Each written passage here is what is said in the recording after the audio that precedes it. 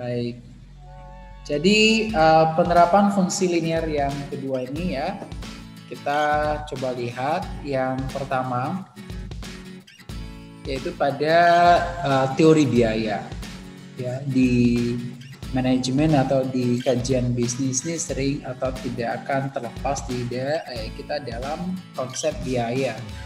Ya, jadi apa itu konsep biaya? Ya, secara definisi dapat kita katakan adalah segala apa yang kita korbankan, itulah yang disebut dengan biaya. Bisa dalam bentuk uang, bisa dinilai dengan uang maupun tidak bisa dinilai dengan uang.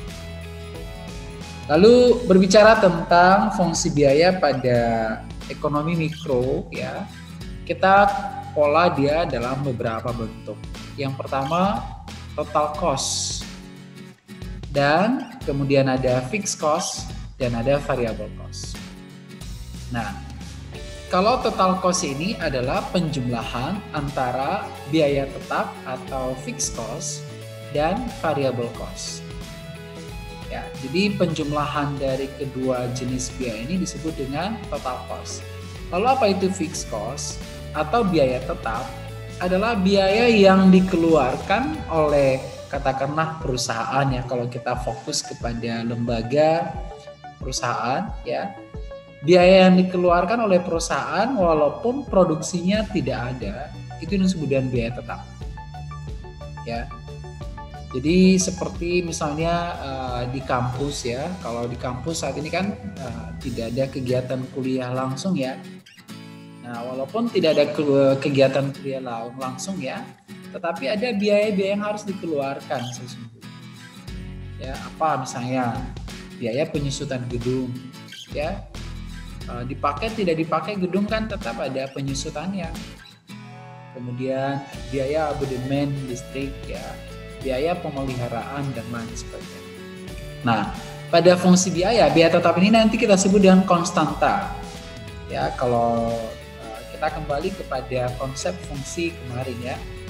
Ada beberapa bagian yang membentuk fungsi itu. Yang pertama variabel ya, lalu ada konstanta, kemudian ada koefisien.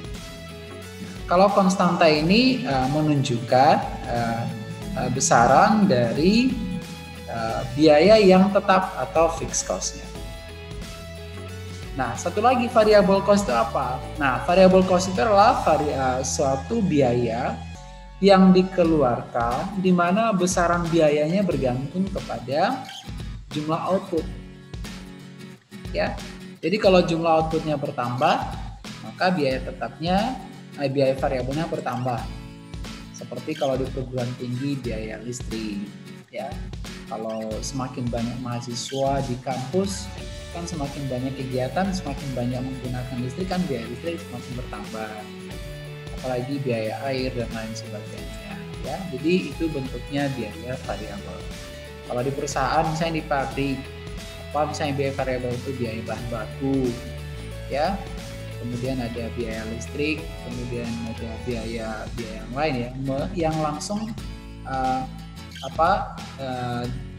muncul karena ada kegiatan operasional perusahaan. Kemudian kalau kita lihat contoh kasusnya seperti ini ya, karena kita belajar matematika bisnis ini tidak melihat teoritisnya lebih mendalam ya, tetapi teorinya kita pelajari pada mata kuliah lain. Misalnya ini ya, diketahui biaya tetap sebuah perusahaan katakan 20 juta. Ya, bahwa selama proses produksi tidak ada produksi tetap dikeluarkan 20 juta ini. Kemudian biaya variabelnya ditunjukkan oleh persamaan VC sama dengan 125Q.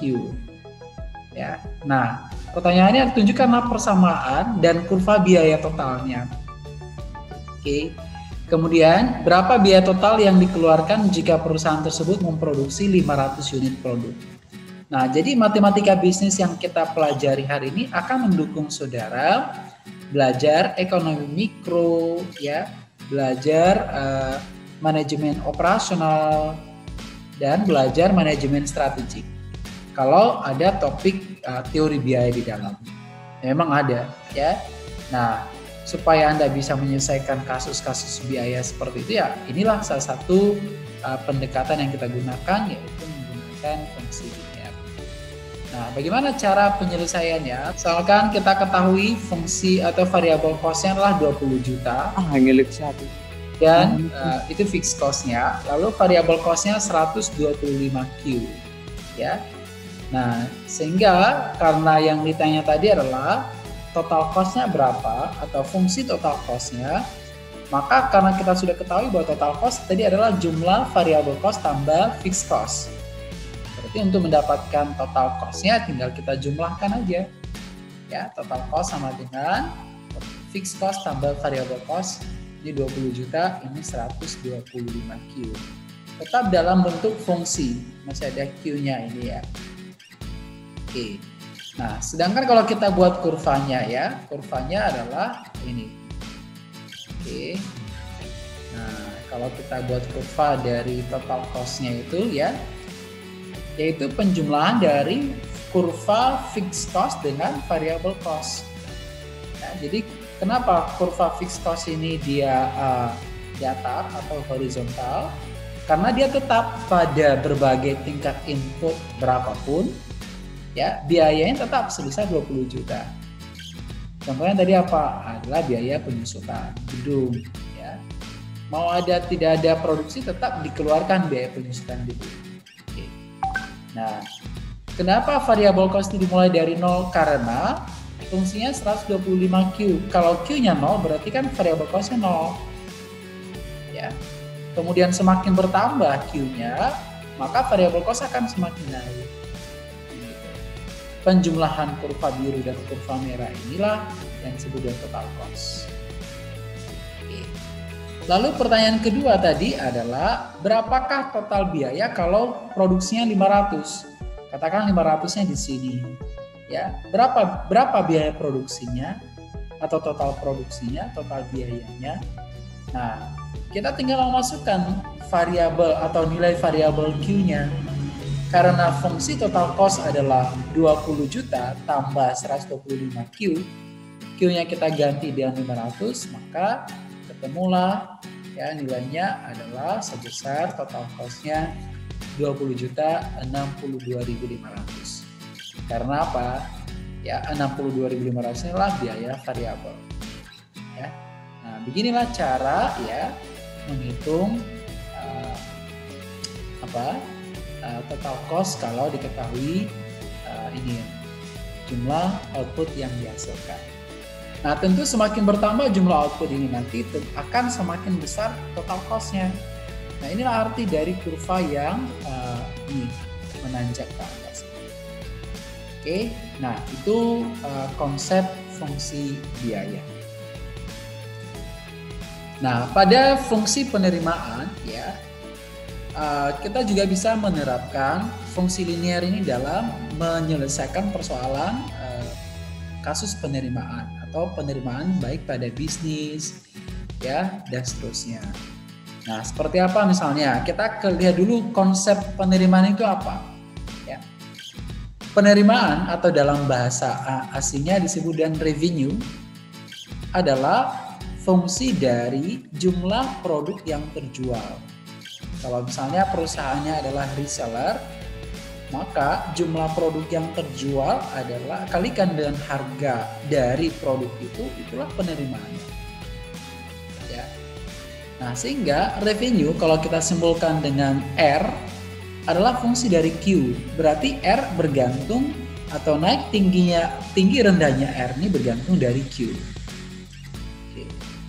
Sedangkan penerimaan total atau total revenue ya adalah hasil kali dari jumlah produk yang terjual, di mana hasil kalinya ini nanti disebut dengan hasil jual atau nilai produknya.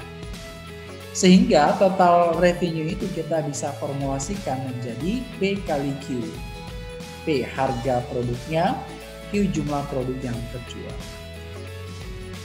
Nah, kalau kita lihat contoh kasusnya seperti ini. Misalkan harga jual produk yang dihasilkan sebuah perusahaan adalah 20.000 per unit. Pertanyaannya, tunjukkan persamaan penerimaannya serta kurva penerimaannya. Itu kasus pertama. Yang kedua, berapa besar penerimaannya kalau jumlah produk yang terjual itu 750? Nah, untuk menjawab ini ya, pertama kita buat yang diketahuinya dulu. Yang diketahui adalah harga kan?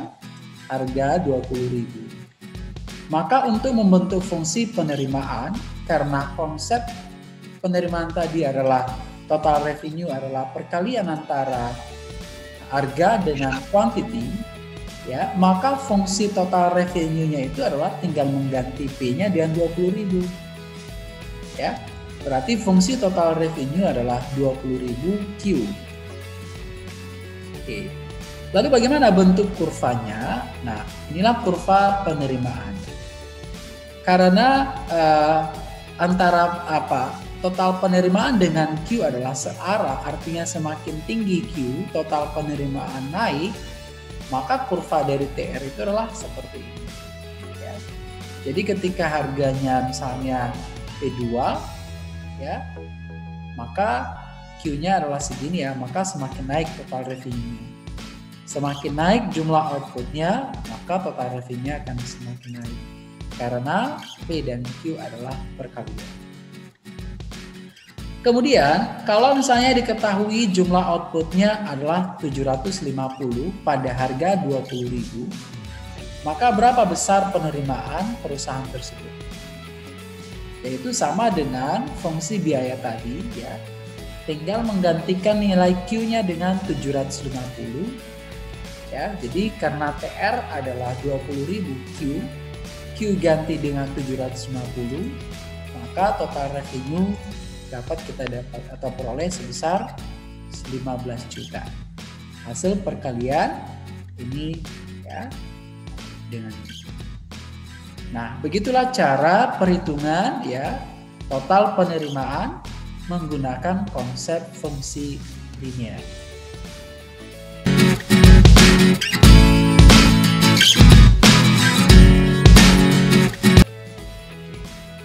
Jadi saudara ya, pada analisis pulang pokok ini kita lihat dulu konsep dasarnya dulu ya, teoritisnya. Yang pertama bahwa ya setiap perusahaan itu kan punya tujuan mencapai atau memperoleh laba yang maksimum. Ya. Laba atau disimbolkan dengan P yaitu merupakan selisih antara berapa besar yang dia terima atau total revenue dengan berapa besar yang dia korbankan atau total cost. Ya. Atau secara persamaan matematis kita bisa tuliskan bahwa laba disimbolkan dengan P adalah selisih antara TR dan TC. Tadi sudah kita lihat TR adalah total penerimaan dan TC adalah total pengeluaran. Nah, ini formula laba. Lalu kapankah perusahaan itu mencapai laba atau memperoleh laba? Kondisi kapan? Yaitu kalau P-nya ini lebih besar dari 0. Nah, kapankah P lebih besar dari 0? Tentu kalau TR-nya lebih besar dari TC.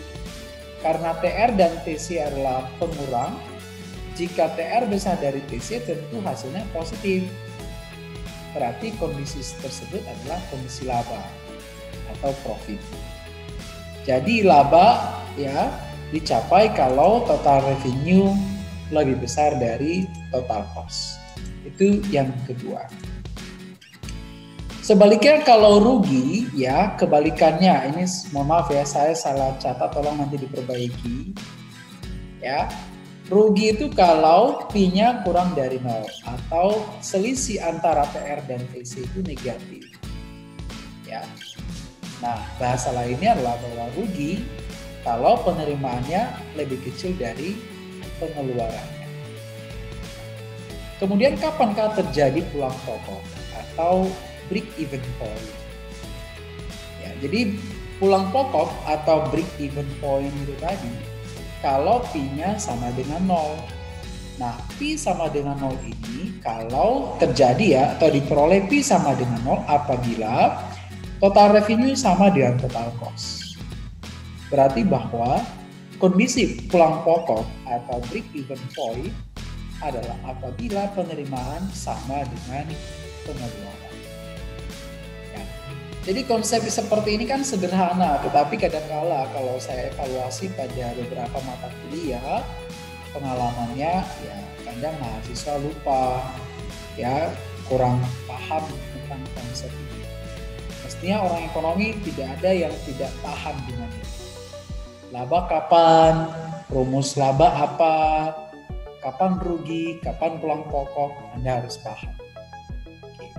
Jadi ini konsep dasar break even point. Beranjak dari konsep dasar ini, maka kita coba lihat contoh kasusnya. Nah, misalnya begini. Diketahui biaya total yang dikeluarkan oleh sebuah perusahaan yaitu TC sama dengan 20.000 tambah 100Q. Ini persamaan biaya atau total cost. Sedangkan persamaan penerimaannya TR sama dengan 200Q. Ya, pertanyaannya adalah, pada tingkat produksi berapa unitkah perusahaan tersebut akan mencapai pulang pokok? Ya. Nah, dengan memanfaatkan konsep pulang pokok tadi, maka kita bisa menjawab ini. Lalu, apa yang akan terjadi kalau perusahaan itu memproduksi 500 unit? Apakah dia rugi atau untung? Oke, untuk menjawab itu, mari kita coba jabarkan seperti ini. Pertama, kita buat diketahuinya dulu. Yaitu total cost tadi 20.000 tambah 100Q, total revenue-nya adalah 200Q. Ya. Kemudian kalau kita mau mencari berapakah besaran produksi untuk mencapai break even point, maka kita kembali ke syarat break even point, yaitu bahwa break even point itu dicapai kalau jumlah penerimaan sama dengan pengeluaran. Ya. Nah, jadi dengan mengganti TR dan TC ya kita bisa dapatkan persamaan baru. TR tadi adalah 200Q, ganti TR dan 200Q. TC 20.000 tambah 100Q, ganti TC dengan itu. Karena di sebelah kanan ada Q, di sebelah kiri juga ada Q, maka satu arah kan diasisikan. 100Q pindah ruaskan ke kiri, dari positif jadi negatif. Sehingga apa? 200Q kurang 100Q jadinya adalah 100Q. Ya, konstanta tetap sebelah kanan sebesar 20.000. Nah, berapakah Q? Maka untuk memperoleh Q, 100 ini kali silang ke bawah, ya, yaitu 20.000 per 100 sama dengan 200 adalah jumlah output atau jumlah produksi pada kondisi break even point. Nah, berarti pertanyaan yang pertama terjawab. Pada produksi berapa unitkah perusahaan akan mencapai titik break even point? Jawabannya adalah ketika perusahaan itu mencapai produksi sebesar 200 unit. Lalu diteruskan ke pertanyaan kedua. Apakah kondisi yang akan terjadi kalau perusahaan memproduksi lebih besar dari 200 atau sebesar 500 unit? Ya. Nah, untuk menjawab kondisinya apakah laba atau rugi, kita menghitung berapa besaran labanya dulu. Kalau misalnya dia negatif berarti itu rugi, kalau dia positif berarti itu laba. Nah, apa formula laba? Sudah kita jabarkan tadi, yaitu selisih penerimaan dengan pengeluaran. Karena penerimaannya adalah 200Q persamaannya dan pengeluarannya adalah 20.000 tambah 100Q, TR dan TC diganti menjadi ini. Ya. Oke. Nah, perlu kita buka kurung di sini ya karena ini ada tanda tambah di sini ya. Nah, setelah itu kita kalikan minus ke dalam, min kali positif menjadi negatif. Ya, negatif 100Q. Lalu ada di sini Q, di sini juga ada Q. 200Q dikurang dengan 100Q bisa dapat 100Q. Dikurang dengan 20.000. Kemudian ganti Q-nya dengan 500 ya dapat P, yaitu P sebesar 30.000. Nah, 30.000 ini kan positif atau besar dari 0. Karena nilai dari P besar dari 0, maka kondisi yang terjadi kalau produksinya 500 adalah kondisi laba. Nah, jadi begitulah cara penerapan fungsi linear dalam analisis break-even point atau pulang pokok. Yaitu pada fungsi anggaran. Ya, penerapannya selanjutnya pada fungsi anggaran. Oke, di mikroekonomi kita nanti belajar fungsi anggaran atau budget line ya. Tadi saya mengajar di prinsip-prinsip ekonomi masuk ke topik pemilihan atau pilihan konsumen ya. Nah, salah satunya adalah ada keterbatasan anggaran misalnya. Fungsi anggaran. Oke. Nah, fungsi anggaran ini dapat kita pelajari pada dua teori ya. Yang pertama teori produksi dan teori konsumsi. Kalau ini sisi konsumen, kalau ini sisi produsen. Saya terbalik. Ini sisi produsen, ini sisi konsumen. Oke. Kalau kita lihat pada teori produksi, fungsi anggarannya menunjukkan kemampuan produsen dalam membeli input atau faktor-faktor produksi. Nah ini. Jadi kan produsen akan membeli faktor-faktor produksi apa? Ya, modal, tenaga kerja, bahan baku, dan lain sebagainya ya. Nah, itu jumlah yang akan dia beli tentu bergantung kepada jumlah investasi yang dia sediakan kan? Atau dana yang tersedia serta harga input tersedia. Itu pada teori produksi. Sedangkan kalau pada teori konsumsi, fungsi anggaran sini menunjukkan batas kemampuan konsumen membeli produknya. Ya, apa yang menentukannya adalah pendapatan dan harga produk. Jadi kalau pendapatannya naik, tentu daya belinya naik, kemampuan membelinya naik. Kalau harganya turun, saya koreksi ya. Kalau harga produknya turun, kemampuan membeli konsumen semakin naik, daya belinya naik, begitu. Kalau pendapatannya naik, daya belinya juga naik, ya. Oke. Nah, kemudian ya, kalau kita gambarkan fungsi anggaran ini. Ya, kita menghasilkan sebuah garis namanya garis anggaran atau budget line. Oke.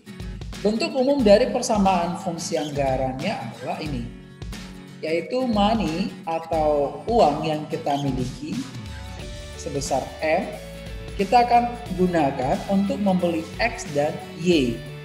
Nah, berapa banyak X yang kita beli dan Y yang kita beli tentu bergantung kepada harga P, harga Y, dan harga X. Sehingga budget line-nya adalah M sama dengan atau jumlah uang sama dengan banyak X kali harga X tambah banyak Y kali harga Y.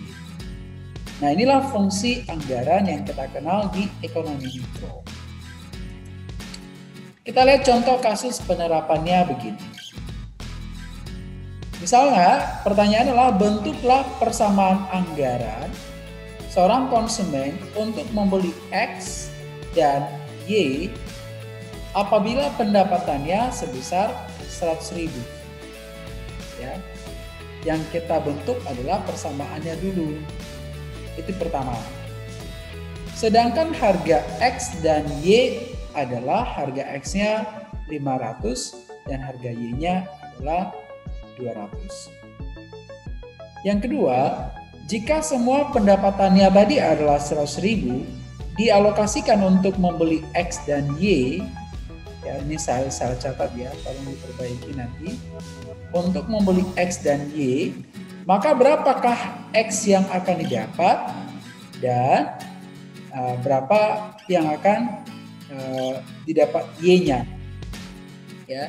Jika semua pendapatan yang dibelanjakan untuk membeli produk X, maka berapa jumlah Y yang akan didapatkan? X-nya berarti 0, Y-nya tidak dapat ya. Artinya semua uangnya tadi 100.000 dialokasikan untuk membeli X. Y-nya tidak dibeli. Maka berapa X yang akan didapat kalau Y sama dengan 0? Itu maksudnya.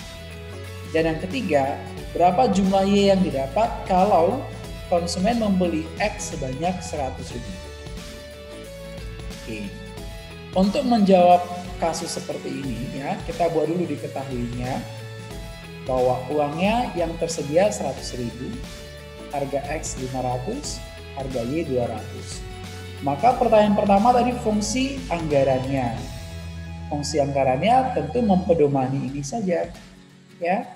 Berarti M-nya 100.000, ganti M-nya 100.000. X-nya adalah 500, ganti menjadi 500X. Lalu PY-nya 200 menjadi 200Y. Maka 100.000 sama dengan 500X tambah 200Y adalah fungsi anggarannya. Pertanyaan kedua, berapa jumlah X yang akan dibeli kalau tidak membeli Y?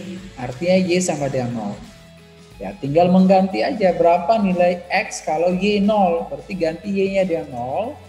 Ya, ganti Y dengan 0, maka X-nya adalah ya sebesar yaitu 100.000 bagi 500, dapatlah X-nya sebesar 200. Ya, jadi kalau semua uangnya dialokasikan sebesar 100.000 tadi, dialokasikan untuk hanya membeli X, tidak membeli Y, maka jumlah X yang akan didapat adalah sebanyak 200. Pertanyaan ketiga, ya, berapa jumlah Y yang akan dibeli kalau dia membeli juga X sebanyak 100? Ya, berarti dikombinasikan X dan Y. Nah, caranya adalah kembali ke fungsi anggaran tadi, ganti X-nya dengan 100, dapat nilai Y. Kalau ganti X-nya dengan 100, maka Y-nya adalah sebesar 250.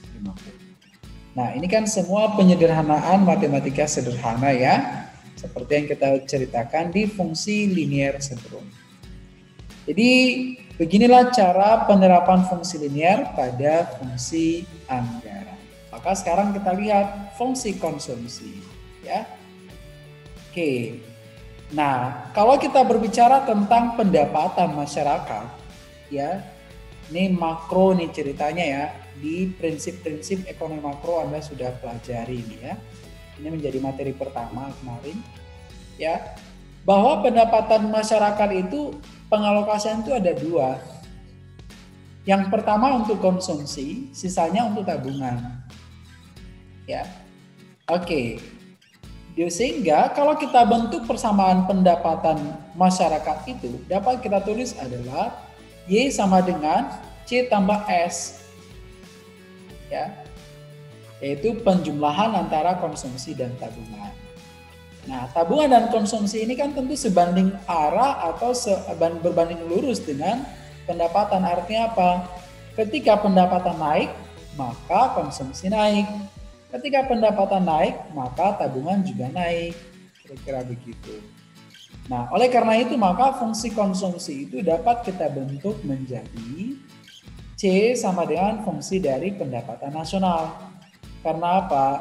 Tinggi rendahnya konsumsi tadi ditentukan oleh pendapatan. Ya. Nah, karena ada pendapatan yang kita keluarkan atau ada konsumsi yang kita lakukan walaupun pendapatan kita 0, maka fungsi konsumsi itu ditulis seperti ini. Yaitu C0 tambah dengan C kecil kali Y. Y pendapatan. C0 ini apa? Adalah konsumsi ketika pendapatan sama dengan 0. Bahasa lainnya juga disebut dengan konsumsi autonomous. Sedangkan tabungan ya, yaitu S0 tambah S kecil kali Y. Nah, S0 ini sama juga dengan min C0. Karena apa? Karena pada saat pendapatan 0 ya, tetap ada konsumsi sebesar C0. Itu diperoleh dari mana? Dari mengorek tabungan atau meminjam, mengutang ya, mengutang orang, misalnya pinjam dulu duitnya untuk membeli beras, kira-kira begitu, ya. Sama artinya dia mengorek tabungan atau bahasa asingnya di saving. Oke, nah ini keterangannya. C0 itu adalah konsumsi autonomous, yaitu apa? Konsumsi ketika pendapatan konsumen adalah 0. Ya. Itu ketika pendapatannya nol, maka tetap ada konsumsi ya. Sebesar berapa konsumsi otonomos? Contoh Anda sekarang, Anda punya pendapatan tidak? Bagi yang bekerja sudah ada, bagi yang belum tidak. Tetapi apakah Anda berhenti mengkonsumsi? Tidak, tetap. Buktinya nanti sebentar lagi setelah kelas Anda makan siang. Ya kan? Buktinya Adelvia 2 bulan lalu udah beli baju. Nah itu. Nah dari mana itu? Itu namanya adalah konsumsi otonomos. Mengorek tabungan. Mengorek tabungan itu dari mana? Dari orang tua Anda. Ya kan? Anda berutang sama orang tua. Ya. Jadi nanti kalau udah bekerja, ya jangan sesuka hati lah ya sama orang tua. Harus ingat jasa-jasa orang tua itu. Anda punya utang, mulai dari Anda di dalam kandungan. Ya kan? Ibunya minum susu, ya kan? Supaya anaknya sehat di dalam kandungan. Proses kelahiran, proses membesarkan, walah banyaklah kalau dihitung ya nilainya tak terhingga ya. Jadi sayang orang tua lah. Yang kedua adalah C kecil tadi. C kecil itu disebut juga dengan MPC, Marginal Propensity to Consume. Yaitu apa? Bagian pendapatan yang dikonsumsi. Ya. Tentu dia adalah dalam bentuk nilai persen. Berapa persenkah pendapatan yang akan dikonsumsi sebesar MPC. Begitu. Yang ketiga, S0 atau disebut juga dengan tabungan autonomous. Atau setara dengan min channel tadi ya. Oke, dan yang keempat adalah S kecil. S kecil adalah MPS, yaitu Marginal Propensity to Save. Sama konsepnya dengan MPC tadi ya, adalah bagian pendapatan yang ditabung. Oke, sehingga maka ketika kita tambahkan MPC dan MPS ini adalah sama dengan 100% pendapatan itu ya ditabung sebesar MPS, dikonsumsi sebesar MPC, itu maksudnya. Jadi kalau yang diketahui MPS, MPC bisa kita cari, yaitu 1 kurang MPS. Atau MPC diketahui, MPS bisa kita cari, yaitu 1 kurang MPC. Nah itu konsep yang ini maksudnya. Secara kurva ini dapat kita gambarkan begini ya, grafik konsumsi dan tabungan itu. Ini adalah kurva titik sepanjang atau kurva atau garis 45 derajat namanya. Yaitu garis yang membelah dua, siku-siku 95 derajat antara ini ya, sumbu vertikal dan sumbu horizontal, vertikal dan horizontal. Oke. Kenapa? Karena di sepanjang kurva ini adalah titik keseimbangan di makroekonomi nanti kita pelajari. Keseimbangan kenapa? Yaitu menunjukkan di sepanjang titik ini pendapatan sama dengan konsumsi. Kalau fungsi konsumsinya adalah A tambah BY, ya karena ada konstantanya, maka dimulai dari sini. Dan B-nya ini menunjukkan kemiringan dari kurva konsumsi. Nah, pada titik perpotongan ini atau di titik A, ini menunjukkan bahwa besaran pendapatan sama dengan pengeluaran. Berarti bahwa tabungannya adalah 0. Ya kan? Tidak, pendapatan 9, konsumsi 9, berarti tabungannya 0. Sedangkan di bawah ini tabungannya negatif. Ini yang saya katakan tadi mengorek tabungan. Tetapi kalau sebelah kanan ya adalah positif tabungannya. Karena apa? MPS-nya sudah semakin membesar. Jadi inilah kurva yang menggambarkan fungsi konsumsi. Di teori makro Anda pelajari lebih mendalam. Kita ambil contoh kasus begini penerapannya. Konsumsi masyarakat suatu negara katakan ditunjukkan oleh persamaan C sama dengan 30 tambah 0,8Y. 30 ini adalah konsumsi autonomous. 0,8 ini adalah MPC, Marginal Propensity to Consume. Pertanyaannya adalah bentuk fungsi tabungannya. Yang kedua, besaran konsumsi kalau tabungannya 20. Oke. Nah, kalau kita mau menjawab pertanyaan itu, maka kita bawa dulu diketahuinya ya. Dari yang diketahui ini kan kita bisa mengidentifikasi bahwa C0-nya itu adalah 30. S0-nya berapa? Tentu min 30. Ya kan? Karena apa? S0 tadi sebesar min C0. Kalau C0-nya 30, maka S0 adalah min 30. MPC-nya adalah 0,8. MPS-nya berapa? 1 kurang 0,8 sebesar 0,2. Sehingga fungsi tabungan kita bisa bentuk dengan cara ini dari rumusnya. Ya. S0 sama dengan min C0. Karena apa? Sebenarnya kan ini S0 ini kan. Tapi S0 kan sama dengan min C0. Oke. Kalau kita ganti menjadi min 30 tambah 0,2Y. Karena MPS-nya adalah 0,2. Ini adalah fungsi tabungan. Maka ya kalau tabungannya sebesar 20, kita bisa mencari konsumsinya dengan cara bagaimana? Cari terlebih dahulu pendapatan nasionalnya berapa. Kan kita belum tahu pendapatannya berapa. Nah, dengan mengganti S-nya dengan 20, pendapatan kita bisa peroleh sebesar yaitu 250. Ya. Jadi kalau tabungannya 20 maka pendapatannya adalah 250. Maka berapa besar konsumsinya pada saat tabungan 20 atau pada pendapatan 250? Maka kita kembali ke fungsi konsumsinya. Yaitu C sama dengan 30 tambah 0,8Y ganti Y dan 250 ya. Ketemulah konsumsinya sebesar 230. Jadi terjawab sudah pertanyaan di soal tadi bahwa berapa besar konsumsinya kalau tabungannya 20, jawabannya adalah 250. Jadi kan jelas nih, pendapatan 250, konsumsi 230, selisihnya berapa? 20, itulah saving atau tabungan. Jadi sesuai dengan rumusnya. Oke. Nah, jadi itulah penerapan fungsi linear pada teori konsumsi.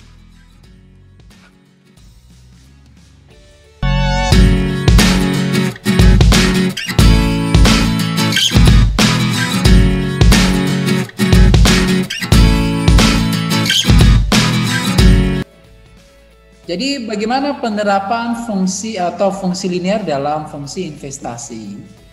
Ya, kita coba lihat teorinya ya, teori investasi di makroekonomi ya yang Anda pelajari sekarang ya mengatakan bahwa tinggi rendahnya investasi itu bergantung kepada tingkat suku bunga yang berlaku. Kenapa investasi bergantung kepada suku bunga? Jawabannya karena suku bunga kalau kita punya uang ya, kalau tinggi suku bunganya ya, daripada saya investasikan yang penuh dengan risiko, ketidakpastian, lebih baik saya tabung, saya akan dapat bunga dari tabungan saya. Berarti bahwa ketika suku bunga tinggi, investasi rendah, orang malas berinvestasi. Ya, kalaupun dia punya duit. Nah, kalau dia meminjam, lebih parah lagi. Ketika suku bunga tinggi, maka suku bunga ini menjadi beban kepada peminjam, ya, untuk membayar bunga pinjamannya. Ya, jadi baik kita lihat di sisi punya uang, tidak punya uang. Ketika suku bunganya tinggi, maka akan menurunkan investasi. Sehingga untuk mendorong investasi, kebijakan yang tepat yang diambil oleh pemerintah adalah menurunkan tingkat suku bunga. Jadi suku bunga dan investasi ini punya hubungan yang berbalik arah. Oleh karena itu maka investasi merupakan fungsi dari suku bunga. Ya. Nah, karena ada juga istilahnya adalah investasi autonomous. Ya, misalnya berapapun tingkat suku bunga tetap ada investasi. ya sebesar investasi autonomous, ya. Sedangkan ini adalah proporsi investasi yang dilakukan karena atau ditentukan oleh tingkat suku bunga. Oke. Nah, sehingga kalau kita melihat bagaimanakah atau apa yang menentukan orang berinvestasi, tadi saya katakan adalah suku bunga, hubungannya adalah terbalik. Hubungan terbalik ya, berbanding terbalik. Artinya apa? Ketika suku bunga naik, investasi turun. Ketika suku bunga turun, investasi naik, begitu. Logikanya tadi sudah saya jelaskan kenapa demikian. Nah, sekarang kita lihat contoh kasusnya seperti apa. Ini. Misalnya, ada diketahui permintaan investasi sebesar I sama dengan 250 kurang 500 I. Berarti 250 ini adalah investasi autonomous, 500 ini menunjukkan proporsi investasi yang ditentukan oleh suku bunga. Ya. Nah, pertanyaannya berapa besar investasi jika suku bunganya adalah 10%? Dan berapa pula investasi yang akan dilakukan kalau suku bunganya naik menjadi 20%? Ya, kalau kita kembali ke teori tadi, jika suku bunganya naik, tentu investasi turun. Apakah begitu yang terjadi? Kita lihat hasil perhitungannya. Kita buat yang diketahuinya dulu ya, investasi adalah 250 kurang 500 I. Maka investasi pada suku bunga 10% ya adalah ganti I-nya sebesar 10% atau 0,1. Sehingga kalau kita kalikan 500 dan 0,1 ketemu 50. 250 kurang 50 maka investasinya adalah 200 kalau suku bunganya 10%. Lalu kalau suku bunganya naik menjadi 20%, sama, hitung dia seperti cara ini ya, yaitu investasinya menjadi 150. Nah, dari 200 ke 150 ini kan turun investasinya. Kenapa turun? Karena suku bunga naik dari 10% menjadi 20%. Inilah kira-kira aplikasi fungsi linear dalam teori investasi. Seperti apakah penerapan fungsi linear pada pendapatan nasional? Kita lihat dulu konsep pendapatan nasional. Walaupun tadi kita sudah lihat ya pada konsep atau pada teori konsumsi, ya kita sudah ketahui bahwa pendapatan nasional itu dialokasikan untuk konsumsi dan saving. Nah, berarti kan konsep pendapatan nasional sudah tahu. Nah, pada pendapatan nasional ada konsep yang lain yang kita sebut dengan pendapatan disposable. Ya, atau income disposable. Di prinsip makroekonomi ini sedang dipelajari. Apa itu disposable income ini? Yaitu adalah income yang siap untuk dibelanjakan. Ya. Apakah income yang siap dibelanjakan itu? Tentu income yang sudah dikurangi dengan satu, pajak kalau ada pajak, kalau dia dapat subsidi, tambah subsidi atau disebut dengan transfer payment dari government, ya. Nah, itu yang disebut dengan income disposable atau pendapatan yang siap untuk dibelanjakan. Nah, formulanya apa? Adalah YD, disimbolkan dengan YD ya, supaya beda antara Y dengan YD. Y adalah pendapatan nasional, YD nasional atau income disposable. Ya, yaitu Y dikurang T pajak, tambah TR. TR itu transfer payment. Sama seperti BLT ya, kita terima BLT dari negara akan menambah income disposable. Apalagi beberapa transfer payment dari pemerintah ya, itu yang disebut dengan transfer payment. Oke, oleh karena itu maka ya fungsi konsumsi dan fungsi tabungannya setelah kita menggunakan konsep income disposable akan berubah. Yaitu bahwa fungsi konsumsinya Y-nya bukan lagi Y tetapi YD. Ya. Sama seperti tadi, tetapi Y-nya ganti dengan YD, income disposable. Demikian juga dan savingnya ya, Y-nya ganti dengan YD. Ya. Oke, S0 ini sama, yaitu min C0, sama artinya ya. Ini MPS, ini MPC. MPS tambah MPC sama dengan 1. Gitu. Oke. Nah, kalau kita lihat contoh kasusnya seperti ini ya. Misalnya, fungsi konsumsi suatu negara ditunjukkan oleh, ini persamaannya. Ini dalam bentuk YD. Artinya ini apa? National atau income disposable. Oke, jika pemerintah memungut pajak sebesar 16, kemudian memberikan transfer payment sebesar 6, maka berapa konsumsi dan tabungan masyarakat kalau ini diketahui Y-nya. Y dan YD beda ya teman-teman ya. Nah, pendapatannya sebesar 200. Oke, mari kita coba selesaikan. Kita buat diketahui. Ini fungsi konsumsi, ini pajak, ini transfer payment, ini national income. Maka pertanyaannya tadi adalah berapakah besaran konsumsinya dan tabungannya?